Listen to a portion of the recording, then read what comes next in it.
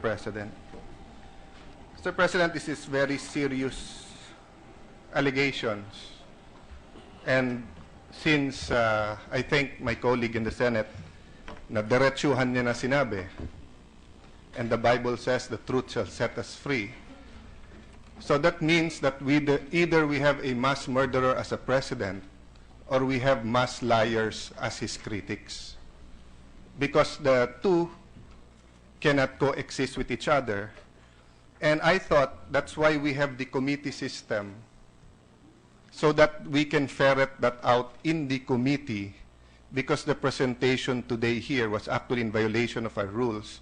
Because when a matter is already referred to a committee and being discussed and heard, it is for that committee unless we are asking the plenary to reverse. Having said that, it is the right of the gentleman to bring these things up. I didn't want to be accused of gagging him or not allowing him to speak. But I ask for his patience. I know this is a very emotional issue for all Filipinos. But as he is doing his job, may he allow me to do my job. My first question, Mr.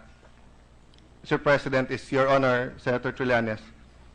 Have you experienced a custodial investigation or a preliminary investigation? By any chance? No? Yes, Mr. President, quite a lot, as far as I can recall. Well, thank you for that. Yes, being an experienced senator, and I forgot that you passed through that, no? Because being a political science student and a lawyer, we were required to observe. So like sa akin po, sa Fiskalya ng Manila. And when and I wanted to point it out, the point he was making about the affidavit and sworn statement, nasabi kasi nung gentleman that English kasi to, kaya hindi naintindihan. Is it correct, Your Honor, Mr. President, Senator Trillanes, that sa custodial investigation, sa PI, and when the NBI, police, or fiscals talk to the witnesses, they are talked in their native language, not in English? Hindi po ba? I wouldn't have an idea. Yes, that is the standard rule in the preliminary investigation. Because if not, that will not only be a violation of their rights, it will be a criminal case against those who are taking his statement, because it will be perjury on their side, because they will be putting words in the mouth of the witness. So my next question, sir, have you read the affidavit of Mr. Motobato submitted to the NBI? Yes, Mr. President. Did you notice anything about why it was in English? Well, I believe it's a standard report of... anyway, let me just correct the gentleman that it is not technically an affidavit. It was a sworn statement, Mr. President. That's one and the same thing, but I'll not argue with him there.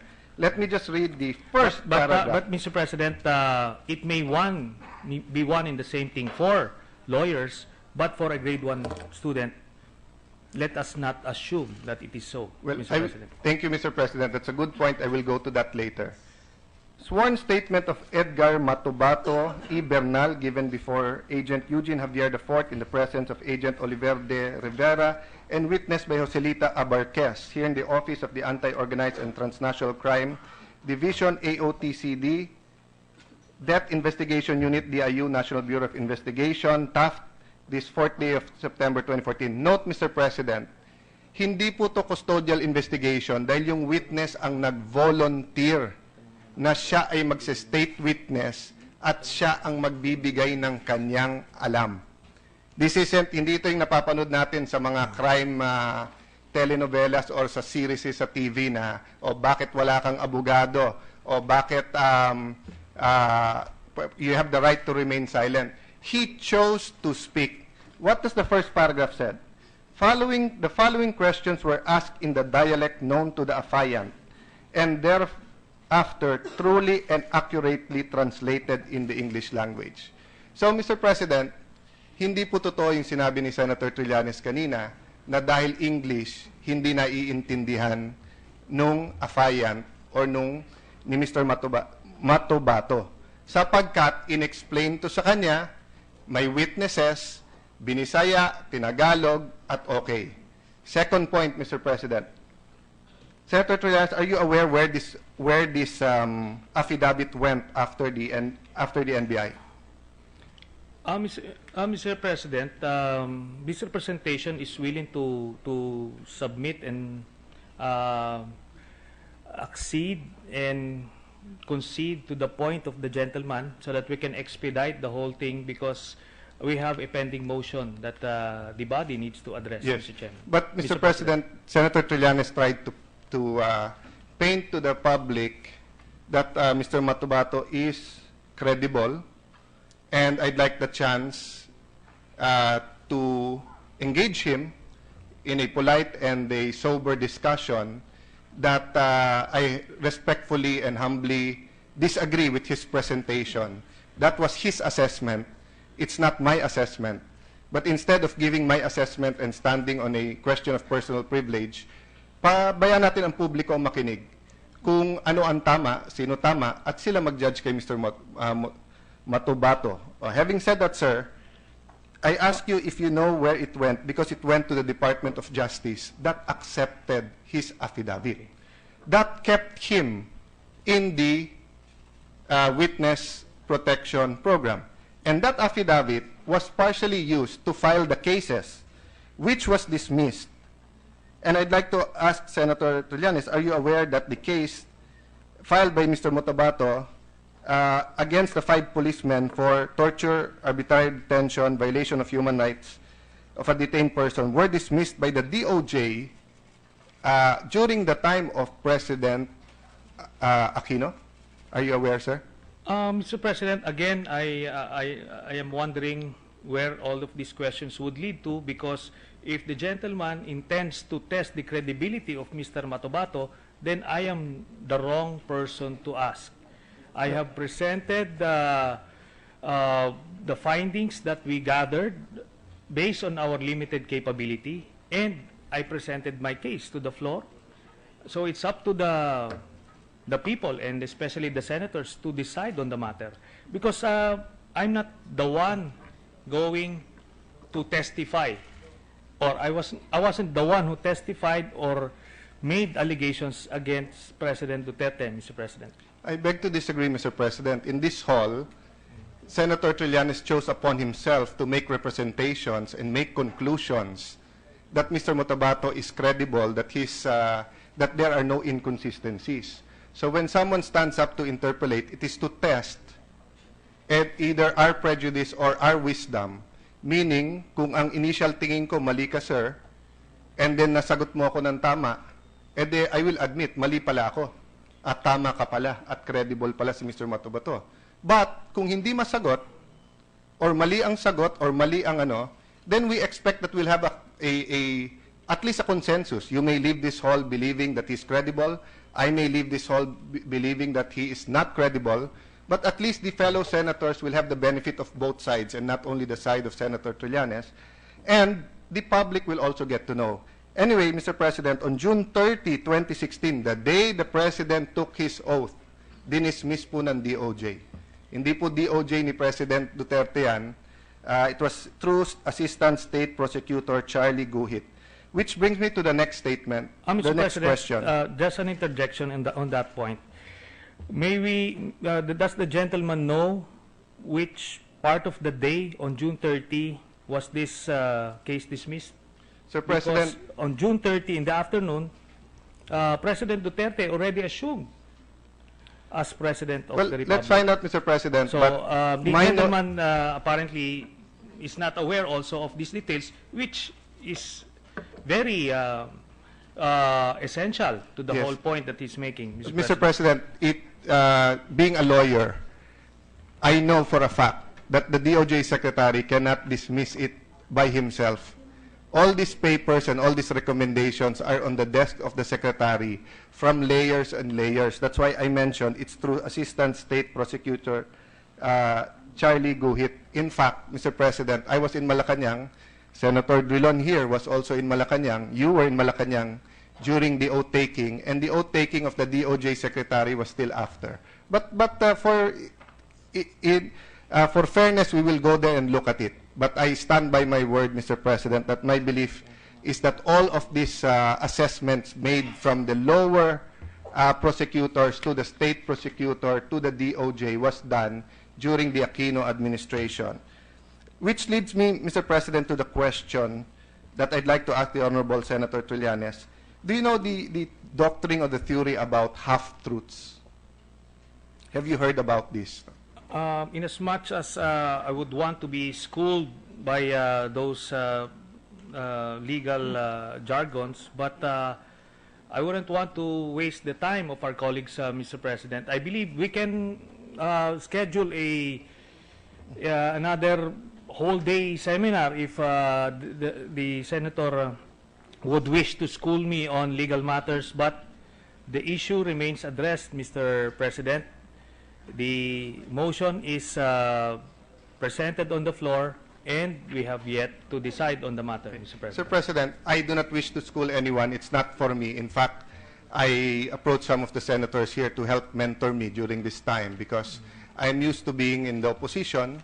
There's much for me to learn. But I bring up the doctrine or the concept of half-truths because this is what criminals use, and this is what people na naninira or people who want to destroy credibility of others use. What is the concept of half-truths?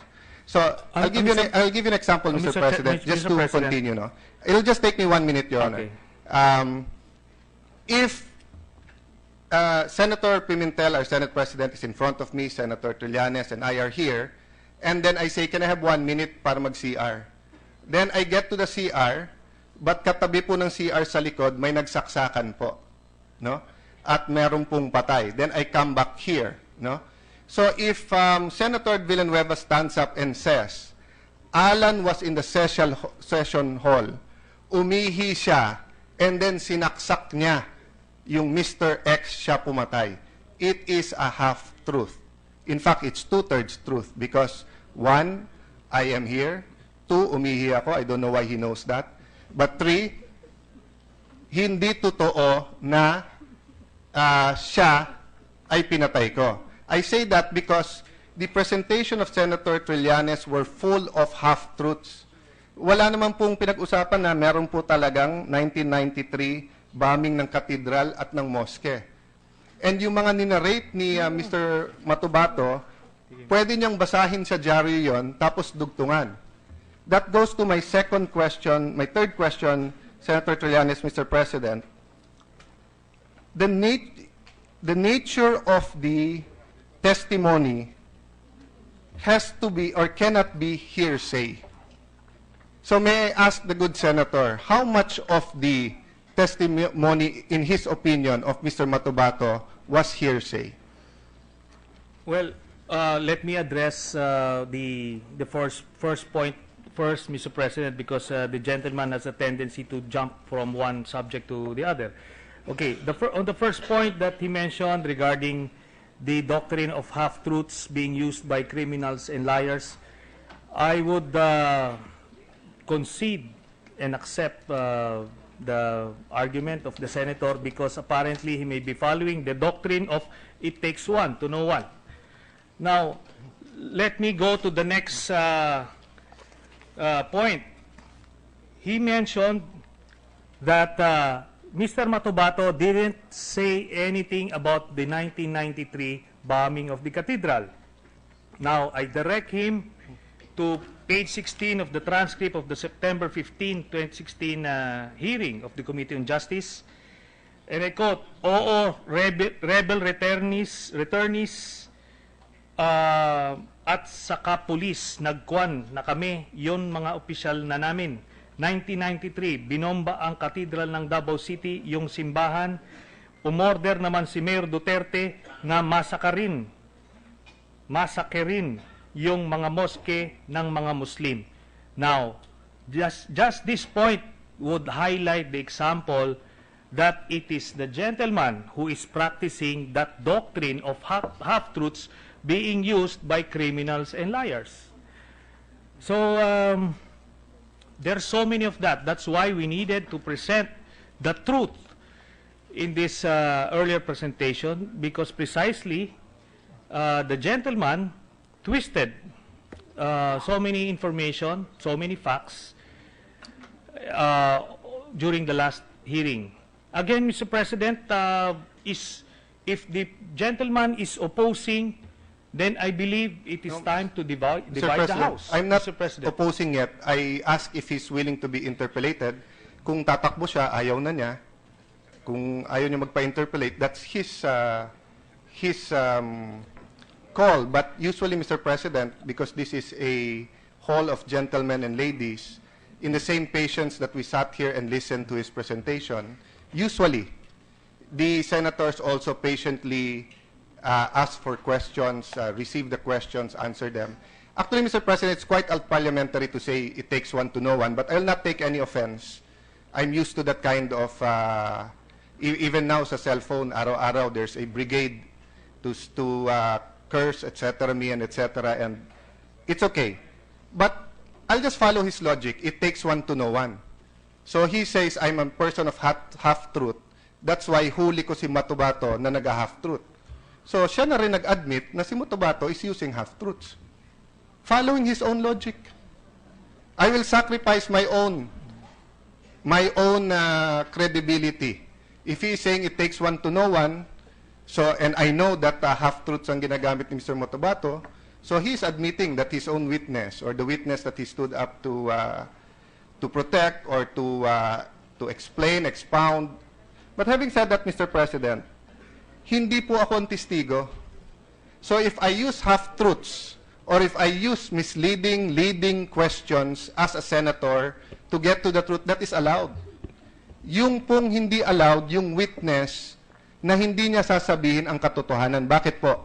If you notice, Mr. President, and I see the famous Secretary Barbo right in front of me, he's famous during the impeachment of of a former president, where he again and again said, if you remember that, Secretary Barbo, do you swear to tell the truth? The whole truth, and nothing but the truth. Because the reality is, you can say a half-truth. I can tell my wife, umuwi ako ng alas 12. Di ba? Hindi ako tumingin sa babae. Pero nakapikit pala ako nung kasama ko yung babae. So, hindi whole truth yon, half-truth yon. But I ask that, Mr. President, in coordination with the question of hearsay, with the patience of Senator Trillanes, I didn't jump to a next. It's connected. Again and again, it has been proven. I also have my presentation, but I will not bore you with it. I will submit it to the Committee on Justice. And the good Senator Gordon has instructed us not to lecture the members. He has instructed us that if we have observations, we submit it to the committee, we discuss it among ourselves, then we will vote upon it. So, but because Senator Trillanes brought this up, I am forced to also give my own observations. No? Every time that we look at Mr. Motobato's testimony, he jumps from pretending to have personal knowledge, going to hearsay. The best example dyan is yung kay Mr. Macdum. Sa affidavit po, pinakita na rin po ito ni Senator Trillanes, ang sabi niya, ang sinabi po niya doon, ang sinabi po niya dito ay terrorist lang. Terrorist lang. Tinanong ko siya, asawa yon ng asawa ng pinsan mo. Magpinsan yung asawa niyo. Papatayin mo, sinabi terrorist lang, walang paliwanag. That is contrary to human experience. Kung magpinsan ang asawa namin ni Senator Manny Pacquiao at balak akong gulpihin, hindi nga patayin, gulpihin, it is but human experience, it is but logical that Senator Pacquiao will tell his wife, pakisabihan mo nga yung pinsan mo, di ko na yung kaya yung mukha ni Alan na yung gugulpihin ko na yan. Unless it happens spontaneously, na magkatabi kami, bigla na lang nainis, wag naman sana mangyari, Senator Pacquiao. No? But it is against human nature. So what does the affidavit said? The affidavit said, pinaliwanag ni Mr. Motobato na siya ang nagbomba ng moske, which he conveniently forgot, even if paulit-ulit ang question ko.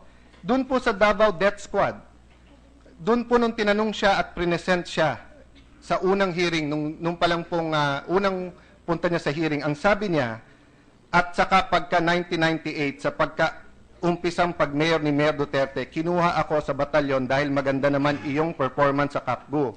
Tapos pagkuha niya, dinala niya sa Davao City at nagtagtag siya ng grupo ng Lambada Boys. Hindi po yun ang sinabi niya sa affidavit niya. Sa affidavit niya, ang sinabi niya, I was only a farmer in Davao. Growing up, when I was in my 20s, I realized I need to make a better living, which is substantial, Mr. President, because he testified 3,000 lang daw sweldo niya. Pero namili siya na maging mass murderer. Ano pong kasunod? At the same time, I was attracted to the power, influence of people working for the local government because they were untouchable. It was then that I decided to join the Davao City government through the civilian security force. With your patience, Mr. President, kay Richard King, eto po ang sabi niya, they kept telling me to confess that I was the one who killed Mr. King. But I never did. Tama po si Senator Trillanes doon. Hindi niya claim na siya. Pero ano po sabi niya dito? Because I knew who killed him. I know SPO2, Reynate Medina killed Mr. Richard King. Nobody else in Davao will take a project of this scale and against a person of this level but SPO2, Reynate Medina. Mr. President, what did he say in the September 15 hearing? Nagbago. Sabi niya, ang nag-utos niyan ay si Paulo Duterte. Ma'am, ang nag-utos niyan ay si Paulo Duterte, etc. sa McDonald's. Tapos eto sabi niya, word for word to, page 50 to 52 ng transcript. Pagkatapos yung iyong tumira kay Richard King ay inyong kasamahan ko na rebel returnee na may kasamang pulis doon. Motobato, sila si Joel Tapales alias Turco at saka si Luloy Gabas, ma'am. So, Mr. President, the presentation seems to paste things together to make it appear that the inconsistencies were minor. No, sir. When you change the names of the person who killed, when you change how they were killed, kay Mr. Macdumpo, ang sinabi niya, at paulit-ulit ako, tinanong ko siya, nilaslas nyo ba liig? Sabi niya, hindi. Tinanong ko, tinadtad ba? Hindi. Pero sa affidavit po, or at least ganun po ang concept ng pagtatanong. Sa pagdating po sa affidavit, ang sagot po sa affidavit, nilaslas po nila. So it's very different. That's why my next question, sir, to you, Mr. President, Senator Trillanes, you keep mentioning that if the inconsistencies are minor, that is okay. Are you referring to a Supreme Court decision? Mr. President, my privileged speech was very clear. I presented my case, and I believe the information that we were able to gather merited further investigation. That's why I made the motion. Now, I respect the views of the gentleman, and he can oppose all he wants. But at the end of the day, that motion remains to be addressed. And no matter what I do, I'm confident, and no matter what we can come up with, I am confident that we won't be able to convince the gentleman anyway. So might as well get this over and done with by dividing the House. Mr. President, hindi naman siguro tama yung hit and run dito sa Senado. Yes, he might not be able to convince me, but what about Senator Soto? What about Senator J.V. Hercito behind him? What about the public that is listening? Yung ibig sabihin hit and run, hindi naman pwedeng yung isa magsasalita and then hindi natin tatapusin yung interpellation, doon na kayagad tayo sa motion. That has been the tradition. Kaya nga po na nabuo din yung na kahit nasa yung favorite po na sabihin ni Brother Eddie na tatay po ni Senator Joel Villanueva na kahit sa Plaza Miranda tayo magdebate. Pero dito din po nanggaling sa Senado yun at saka sa Plaza Miranda because walang umaatras po sa debate. What happens po, Mr. President, with your patient, Senator Trillanes? Labas natin lahat ng arguments. Then let's be the people in the gallery. Nahiya ako sa mga beauty queen na nasa likod ko. We are here to honor them. I want to wrap up and finish, but they will understand that this is of grave national importance, Mr. President. Mr. President, in GR number 179497, People of the Philippines versus Mamarungkas. This is a recent case, 2012. But if you Google po, napakaraming kaso nito. This is from one of my favorite justices, no, Justice Castillo. But Justice Del Castillo, sorry. There are many other cases that say practically the same thing. Ito po ang sabi ng Supreme Court. The perceived inconsistency on whether Gepayo knows Ampatuan even before the incident is inconsequential as to discredit the credibility of Gepayo's testimony. The inconsistencies pointed out by the appellant pertains only to the collateral or trivial matters and has no substantial effect on the nature of the offense. In fact, it even signifies that the witness was neither coached nor was lying on the witness stand. What matters is there is no inconsistencies. Mr. President, this is the important part. In Gepayo's complete and vivid narration as far as the principal occurrence and positive identification as Ampatuan as one of the principal as assailants are concerned. The court has held, although there may be inconsistencies in the testimony of witness on minor details, they do not impair the credibility where the consistency is relating into the principal occurrence and positive identification of the assailant. Meaning, Mr. President, pag yung positive identification at yung occurrence ng crime, sino, saan, paano naganap, sino kasali, paano mo pinatay, hindi minor inconsistency yon. At tagtag ng inconsistencies ang testimonya ni Mr. Matubato. In fact, hindi ko na nga iisa-isahin dito. Even nung sinabi niyang sa McDonald's, hearsay na nga, mali pa. Kasi hindi naman siya pumatay, narinig niya lang sa iba, tapos mali pa. Hindi pa dun sa kung saan pinatay. Mr. President, yung masking tape, I just want to mention that dahil ako nagdala nito.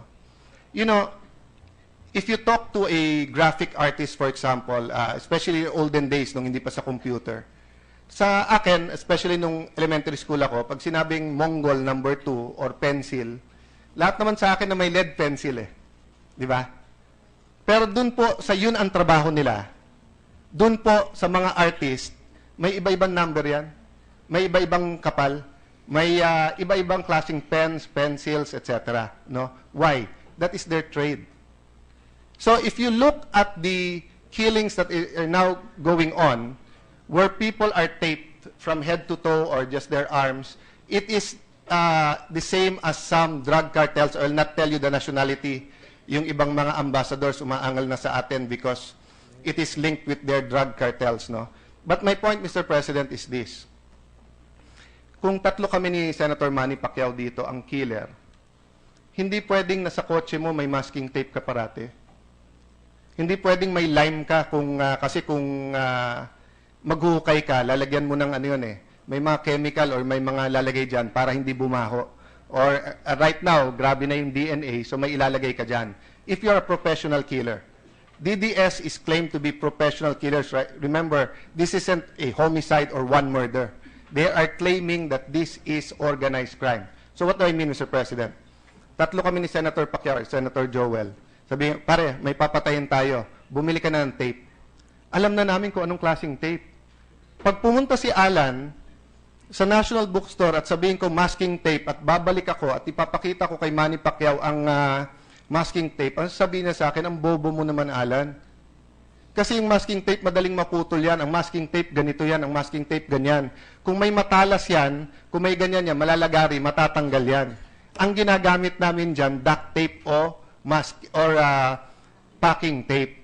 So, kahit grade 1 ka, Mr. President, I work with a lot of professionals. No? Yung gumagawa ng sapatos ko galing Marikina, professional yan. Yung pakong bakya na ginagamit, halimbawa, at kailan gagamitin, kailan yung pandikit, anong klaseng pandikit. Di ba? Yung pong pag ikaw po ay edad na natin, Mr. President, at hindi ko alam kung ilan sa atin dito ang nagpapakulay ng buhok, whether katulad ng style ni Joel Villanueva, kung natural or ako na may puti-puti, at i-admit ko, minsan pinapaitim ko ng konti, may pangalan lahat yan, Mr. President. Hindi ko pwedeng sabihin sa gagawa, kulay lang. Di ba? May technical yan, Mr. President. So wag natin po sabihin pa ulit-ulit, grade 1 lang yan, hindi alam.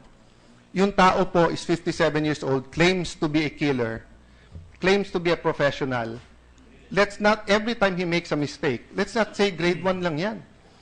Napakaraming magaling na tao na grade 1, hindi nakapag-aral. One of my idols, na hindi nakatapos ng college, I think high school, si Senator and then Secretary Ople.